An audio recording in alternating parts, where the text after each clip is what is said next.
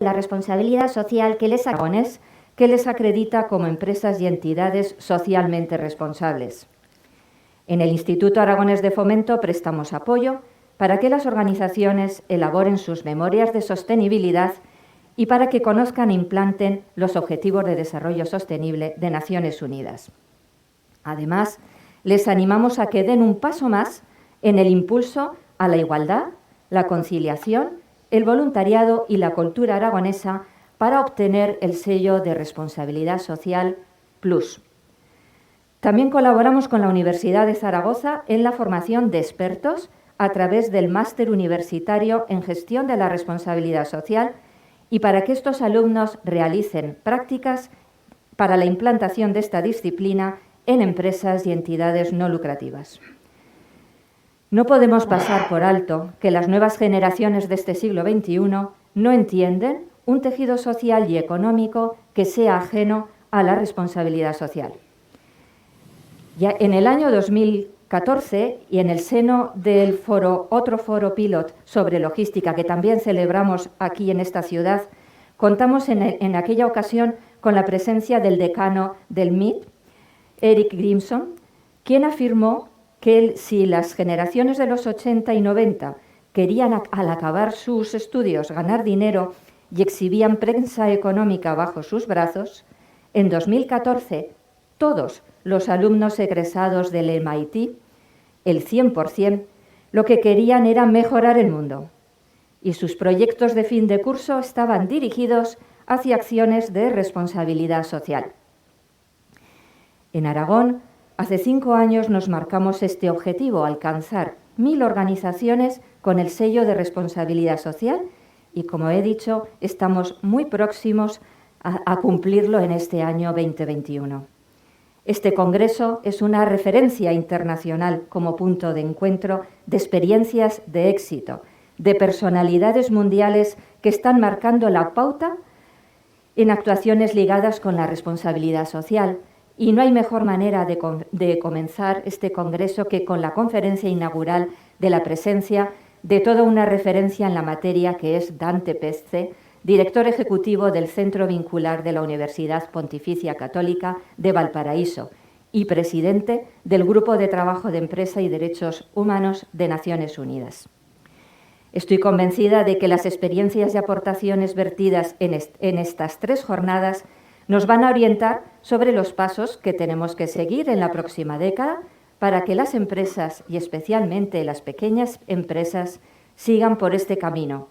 evalúen sus actuaciones y cada vez más asuman la responsabilidad social corporativa como una realidad intrínsecamente ligada a la excelencia y a la competitividad empresarial.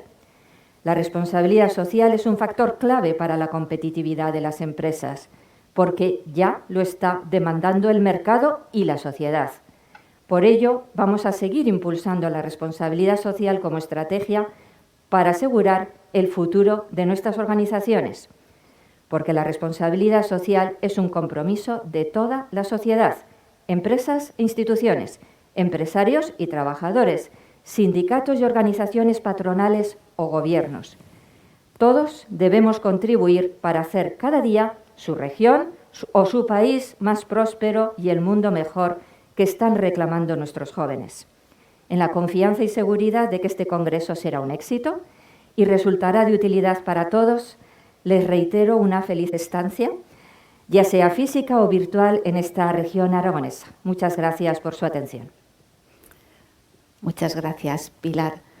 Vamos a dar ahora paso a la conferencia del doctor Dante Pezze que has presentado. Bueno, muy bien, muchas gracias. Bienvenido, Dante. Muchas gracias por la invitación. Los saludos de Santiago de Chile, un poquito temprano acá, son un poco antes de las 6 de la mañana, pero espero que me estén escuchando bien. Perfecto. Perfecto, muy bien, muchas gracias. Como han hecho en la presentación, yo presido el Grupo de Trabajo de las Naciones Unidas sobre Empresas y Derechos Humanos, que es un grupo de trabajo que se constituyó el año 2011 a propósito de la aprobación por parte del Consejo de Derechos Humanos de las Naciones Unidas de manera unánime de los principios rectores sobre empresas y derechos humanos, que es uno de los 3 instrumentos normativos principales que guían el comportamiento empresarial en materia de conducta empresarial responsable. Los 3 instrumentos principales del sistema internacional que hoy día y en Europa particularmente se utilizan: las líneas directrices de la OCDE sobre empresas multinacionales, la declaración tripartita de la OIT sobre empresas multinacionales y el mundo del trabajo, el trabajo decente, y los principios rectores sobre empresas y derechos humanos, que aportan y que son los instrumentos normativos base, fundacionales, que permiten luego construir una agenda de implementación práctica, que es generalmente el desafío principal, que es cómo traducir las buenas intenciones en algo real y tangible para las personas reales y normales. Y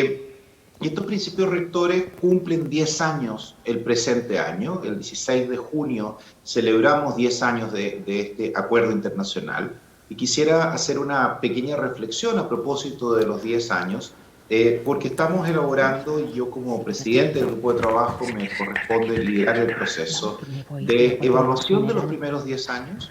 y plantear una hoja de ruta para la siguiente década y las siguientes décadas hacia adelante. ¿Dónde están los principales desafíos? ¿Dónde están nuestros pendientes? Y dónde tenemos que poner el énfasis en los años que vienen por delante.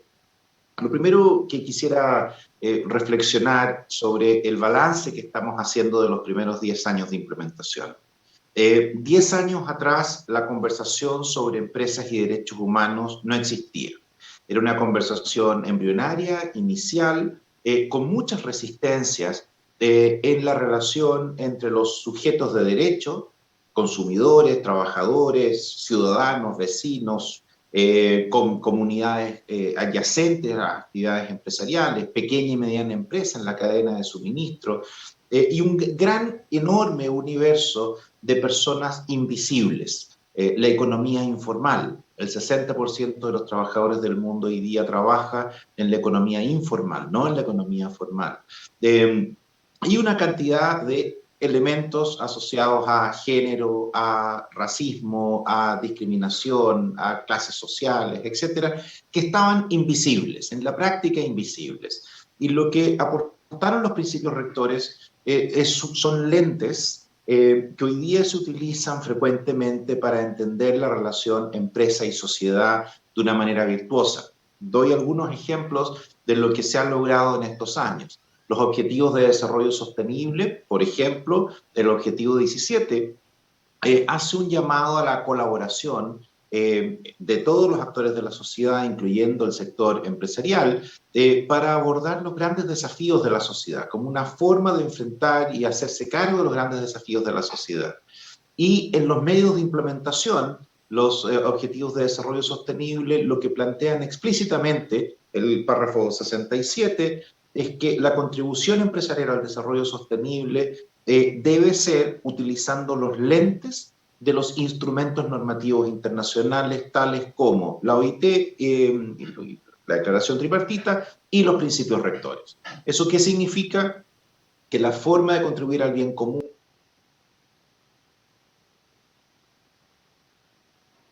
es a partir de acuerdos que han sido tomados de manera participativa, de manera inclusiva, pero acuerdos que establecen criterios, que establecen por lo menos principios, y en algunos casos son más prescriptivos que otros. También los principios rectores nos aportan otros lentes, que son los 3 pilares de estos principios. El pilar de obligaciones estatales, el pilar de responsabilidades empresariales y el pilar de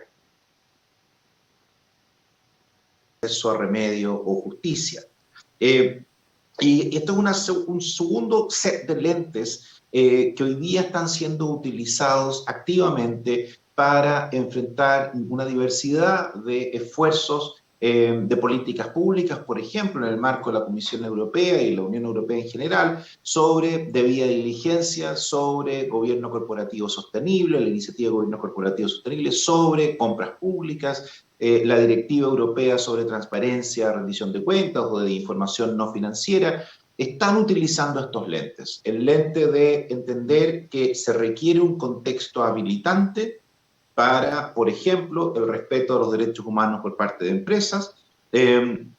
o la protección medioambiental por parte de empresas, o el buen gobierno corporativo por parte de empresas, pero se requiere un contexto habilitante y ese le provee necesariamente el marco regulatorio, la gobernanza que nos damos como sociedad, donde los estados son fundamentales y nuestros gobiernos son fundamentales para proveer el conjunto de incentivos, el marco regulatorio, pero también liderar dando el ejemplo como parte del Pilar 1, ahí es donde entran empresas estatales, donde entran las compras públicas, los acuerdos comerciales, el fomento exportador, etcétera, etcétera. El entendimiento de que hay responsabilidades empresariales, que están en el Pilar 2, a partir del saber y mostrar, del saber cuáles son, conocer cuáles son mis impactos, entender mis impactos, incluyendo los impactos en mi cadena de valor, ser capaz de dialogar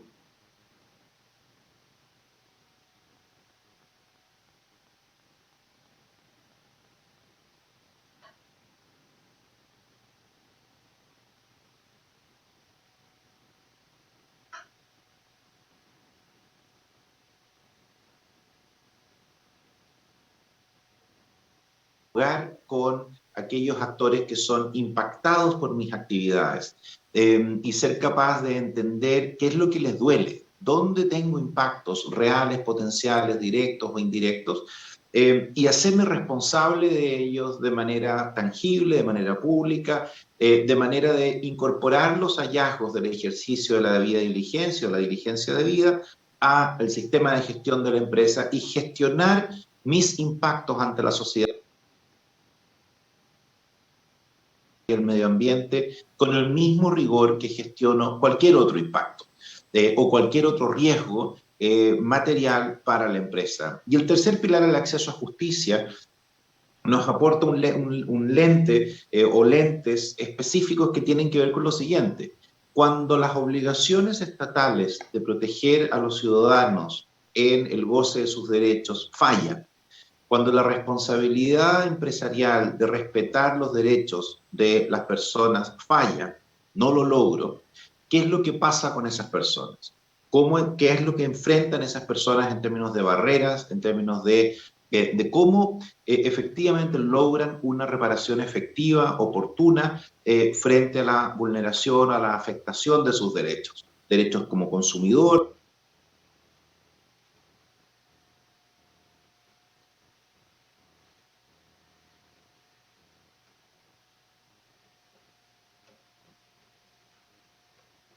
metodológico de cómo poder hacer este ejercicio. Vuelvo al balance. Es lo que hemos concluido después de 10 años, o estamos concluyendo, el informe todavía no se hace público y obviamente no hemos celebrado todavía el 16 de junio los primeros 10 años de los principios rectores, pero ¿qué es lo que estamos en proceso? ¿Qué es lo que hemos logrado? Lo que se ha logrado hoy día es que tenemos un vaso medio lleno, que estaba casi enteramente vacío 10 años atrás y que hoy día los sindicatos, las ONGs en general, los pueblos indígenas, obviamente los gobiernos y el conjunto empresarial, los empleadores a nivel mundial, las cámaras de comercio a nivel mundial y muchas asociaciones de carácter sectorial, minero, petrolero, de retail, etcétera, reconocen que tenemos un vaso, depende de con quién uno habla, qué tan lleno está, pero es un vaso que no está vacío. ¿Y qué es lo que se reconoce? Que hoy día hay impulsadores, hay drivers para empujar el comportamiento responsable por parte de empresas, incluyendo la pequeña y mediana empresa. La sociedad tiene expectativas al alza. Y crecientemente, y especialmente en las sociedades democráticas, donde hay escrutinio de la sociedad respecto al comportamiento de aquellos que tienen más poder y que tienen más autoridad en la sociedad, va al alza. Hay una expectativa creciente de que las empresas se comporten de una manera responsable. Hay un marco de relaciones business to business donde las empresas más grandes están presionando a las más pequeñas en las cadenas globales de suministro, en las cadenas de producción o de consumo, en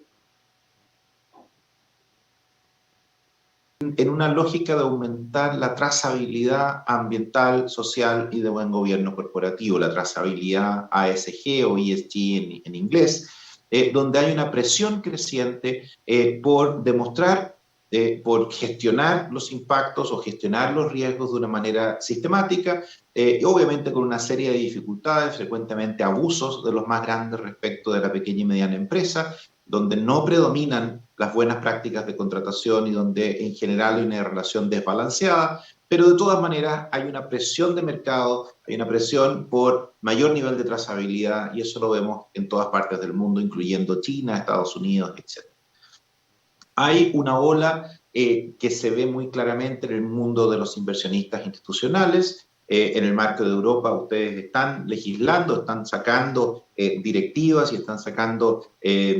comunicaciones y probablemente eso se va a ir fortaleciendo, en que los inversionistas crecientemente están haciendo preguntas hacia su portafolio de inversión, incorporando salvaguardas, y la salvaguarda no es otra cosa que incorporar factores de riesgo a la asignación o la determinación de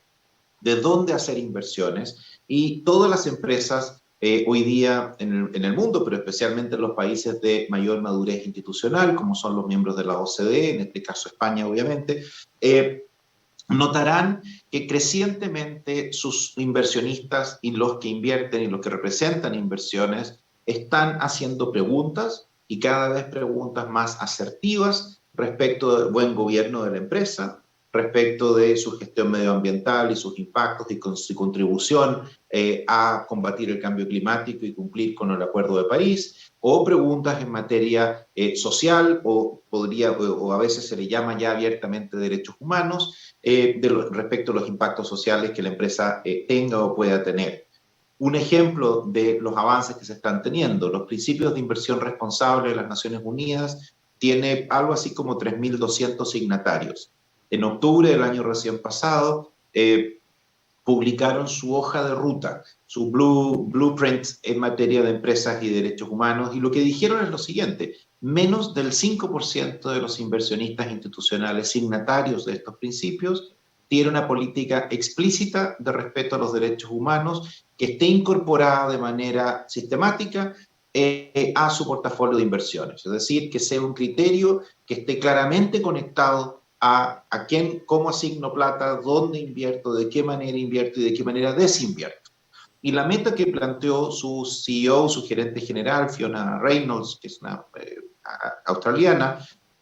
la meta que planteó a 5 años plazo es que sobre el 95% de los signatarios tenga una política y que esa política esté conectada con criterios de inversión. Es decir,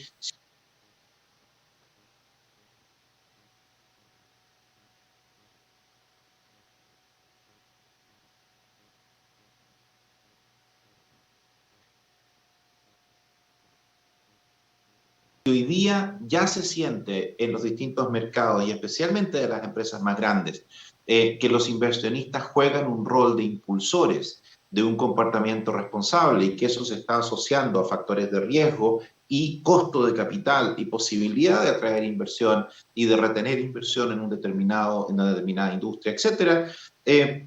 Obviamente esto se va a ver reforzado muchísimo en los próximos años, es lo que uno espera que ocurra en todas partes del mundo, porque los principios tienen mucha popularidad en distintas partes, incluyendo Japón o Asia en general, y ojalá en mi propia región de Latinoamérica. Y finalmente el cuarto gran impulsor que no teníamos 10 años atrás es lo que hemos llamado la ola regulatoria.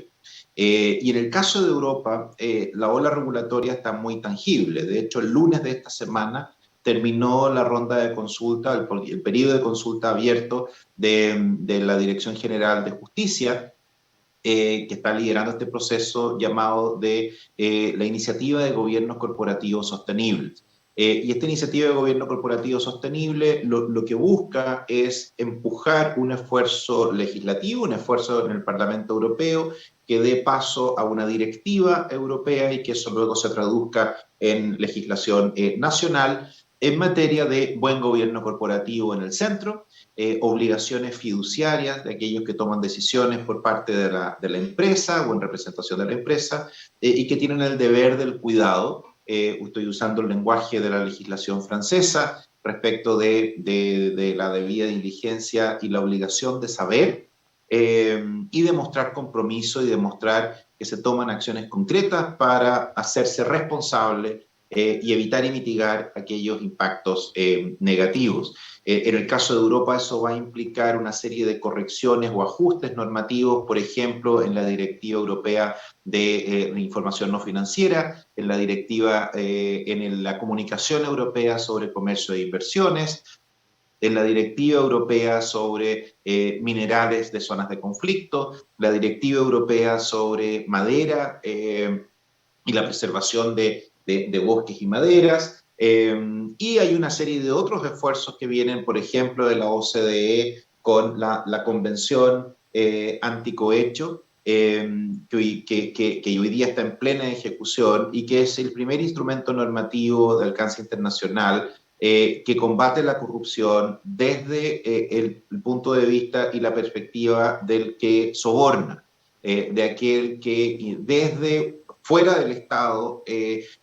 tiene una acción llamado cohecho de sobornar en definitiva a funcionarios públicos para su propio beneficio de una manera que es ilegal, obviamente, pero que además socava el diseño institucional y la construcción de políticas públicas, etcétera. Por lo tanto, hay una buena noticia de que hoy día los lentes de los principios rectores están siendo comúnmente aceptados en los ODS, en los Objetivos de Desarrollo Sostenible, por parte de la OCDE, por parte de la OIT, por parte de la Unión Europea y la Comisión Europea. Eso es buena noticia. Tenemos impulsadores, eso es buena noticia.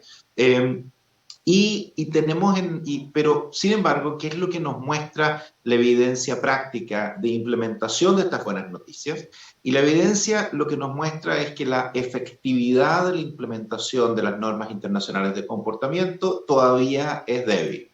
La evidencia nos muestra que no hemos logrado pasar la barrera de los pioneros. No estamos logrando todavía escala y velocidad. Y tenemos varias barreras prácticas que tienen que ver con gobiernos corporativos,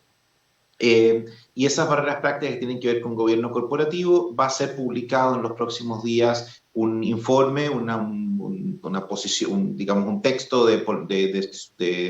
análisis del World Economic Forum sobre gobiernos corporativos, precisamente diciendo la principal barrera para que estas políticas y estos instrumentos normativos efectivamente se implementen con velocidad y escala en todas partes del mundo, enfrentan una barrera muy importante que son los malos gobiernos corporativos. ¿Y qué significan los gobiernos corporativos preparados para el desarrollo sostenible y que permiten impulsar una agenda de sostenibilidad real, masiva, a escala? Y la gran barrera que tienen los gobiernos corporativos de las empresas de distinto tamaño. Mi madre es dueña de una pyme de, no sé, 160 trabajadores, una señora ya mayor, que es una emprendedora de toda su vida.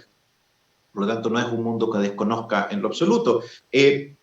es lo que nos muestra el gobierno corporativo?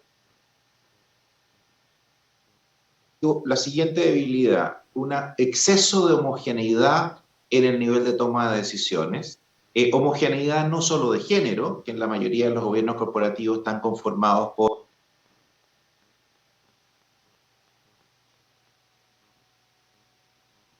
hombres más bien mayores y muy amigos unos de los otros y muy parecidos unos con los otros. No es solo diversidad de género, sino que es diversidad de competencias, es diversidad de experiencias de vida, es diversidad de puntos de vista. Y la mayoría de las empresas que tiene algún modelo de gobierno corporativo falla en este elemento. ¿Eso qué significa en la práctica? Un informe de Deloitte de hace 2 semanas atrás. Solo el 3% de las mayores empresas del mundo tiene algún miembro de la junta directiva que tenga competencias técnicas en materia de cambio climático. Eso significa en la práctica que aunque yo tenga un muy buen diagnóstico de cuáles son mis desafíos en materia de acción climática o transición hacia una economía baja en carbono, yo presento esos antecedentes, contrato una empresa, hago un buen análisis, un buen diagnóstico, lo pongo sobre la mesa de mi junta directiva y lo más probable es que nadie sepa ni leer ni interpretar lo que tengo frente a mí. Pasa exactamente lo mismo en materia de impactos sociales o impactos sobre los derechos humanos. Yo puedo hacer un buen ejercicio de diagnóstico, pero un porcentaje minúsculo de empresas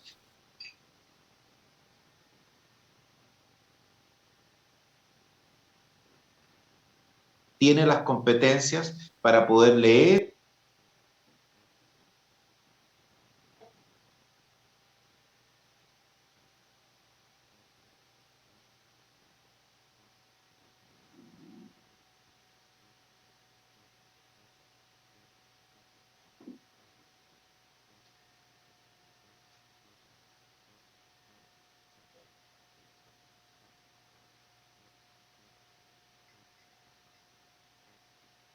De mi progreso y de donde hago las cosas relativamente bien, nos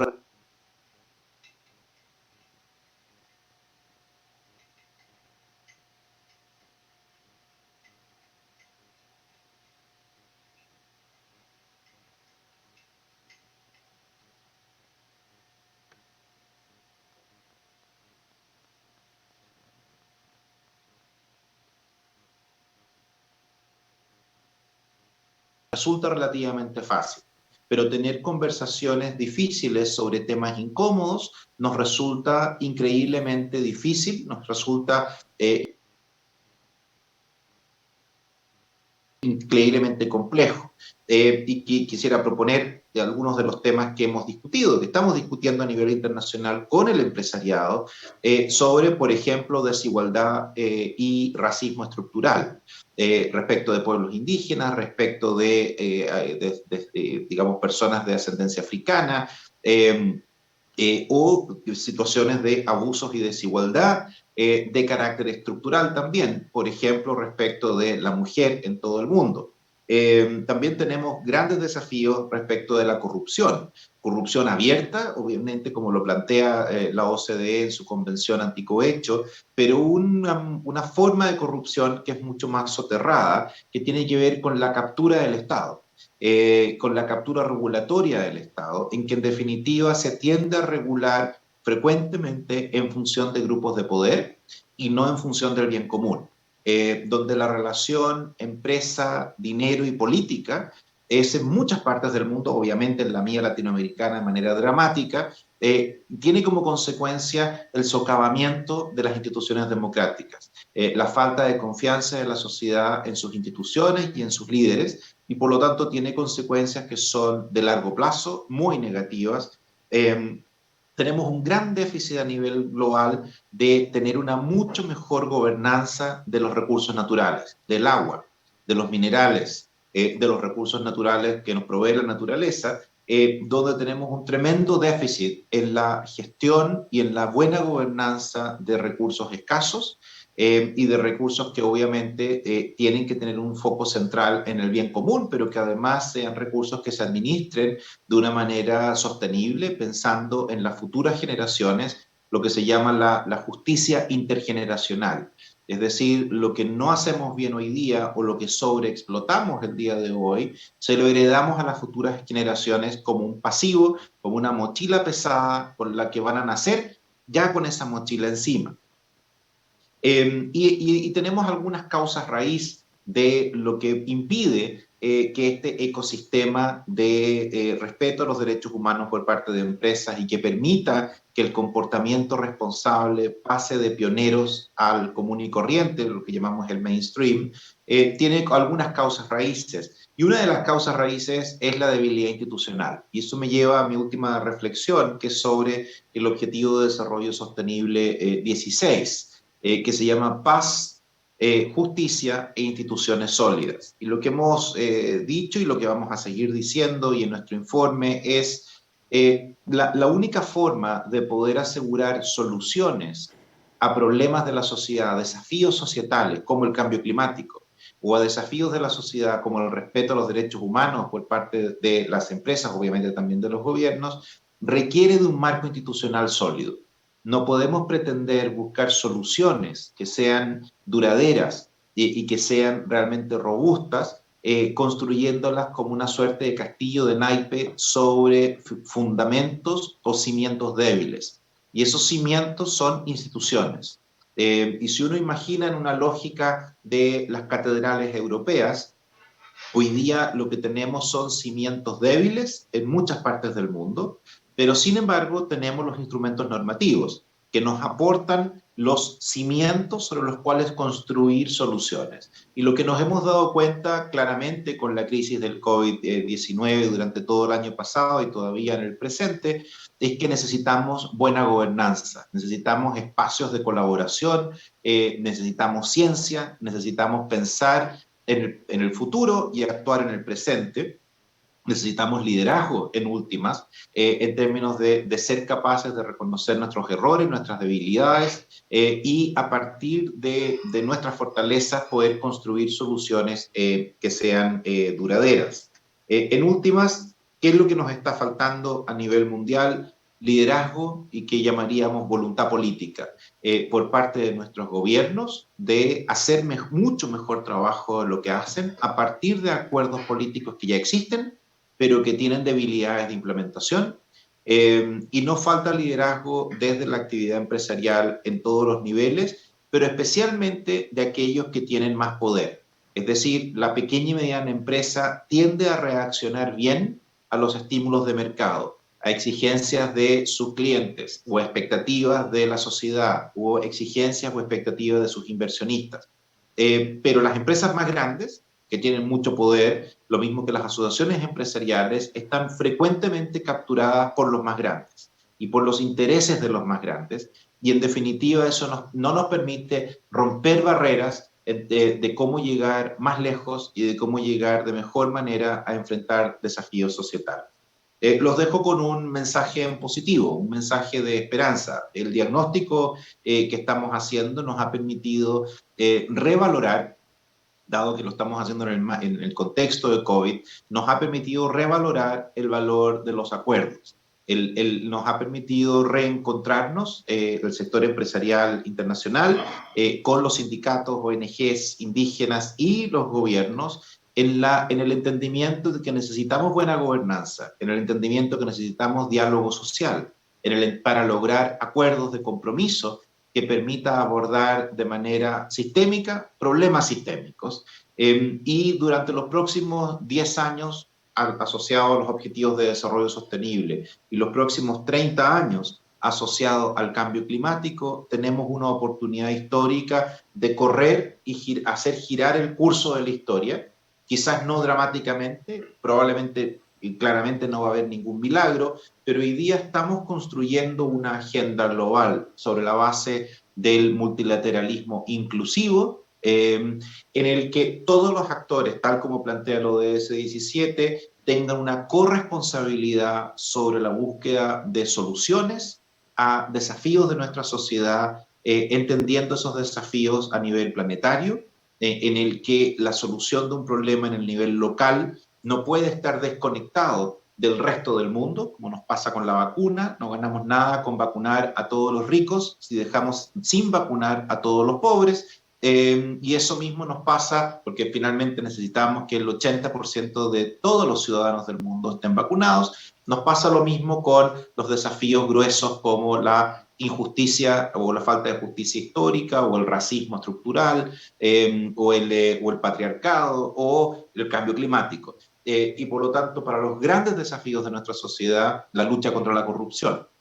y el fortalecimiento del Estado de Derecho. Es decir, para los grandes desafíos de nuestra sociedad, si bien son importantes los esfuerzos locales y más acotados e individuales, esos deben estar en un contexto en el que los grandes números y en los agregados se muevan en la dirección correcta. Eso hoy día todavía no ocurre. Sin embargo, tenemos esperanza y la evidencia nos acompaña de que, y los compromisos políticos se están dando, de que tenemos una posibilidad frente a nosotros de cambiar el curso de la historia, con escala y velocidad, es decir, para la inmensa mayoría de los habitantes de nuestro planeta, que nos permita movernos en la dirección correcta y mantener ese curso de cambio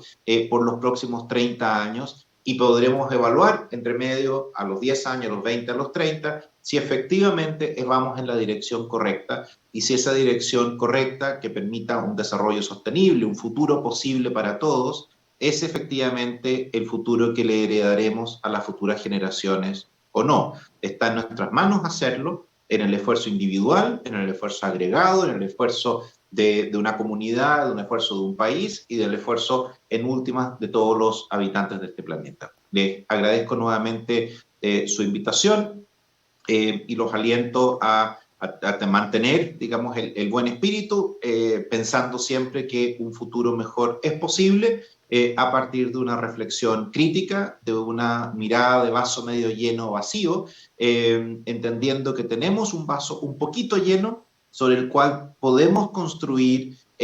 soluciones que permitan ir llenando el lado vacío del vaso, hoy día es de tamaño gigantesco. Los desafíos que tenemos, sin embargo, creemos, y yo estoy convencido de que es posible abordar esos desafíos en la medida que tengamos metas exigentes, al mismo tiempo pragmáticas, en términos de realismo, y que esas metas tengan objetivos claros. Hoy día los tenemos, la hoja de ruta se llama Objetivos de Desarrollo Sostenible, la hoja de ruta se llama Acuerdo de París sobre Cambio Climático, y por lo tanto esos grandes objetivos globales son los que nos permiten direccionar el comportamiento empresarial también de nuestros gobiernos, generando el marco de incentivos, de garrotes y zanahorias que nos permita movernos en la dirección correcta, en la que todavía no nos estamos moviendo a la velocidad y escala necesaria, pero donde hay un creciente consenso de que ese es el camino que debemos recorrer, y yo me mantengo optimista al respecto. Les agradezco nuevamente mucho su invitación. Muchas gracias. Pues muchísimas gracias, Dante, primero por el esfuerzo y el madrugón. Somos conscientes del cambio horario, pero bueno, intentar conseguir esta participación universal nos obliga a hacer estos pequeños esfuerzos en ocasiones. Sin duda, el que estés al frente de este proyecto de empresas y derechos humanos, yo creo que va a garantizar todas tus reflexiones, nos sirven también como perfecta antesala a los temas que vamos a abordar en este congreso. Nos has dado muchas respuestas, nos vamos a quedar con tu optimismo, te vamos a invitar a que en la medida de lo posible sigas este evento y sobre todo las conclusiones de mañana. Muchas gracias. Creo que el que estés al frente de este proyecto es la mejor garantía para conseguir la dirección optimista que planteas. Muchas gracias. Pues vamos a dar ahora paso a una breve pausa antes de comenzar con la siguiente mesa. Os emplazamos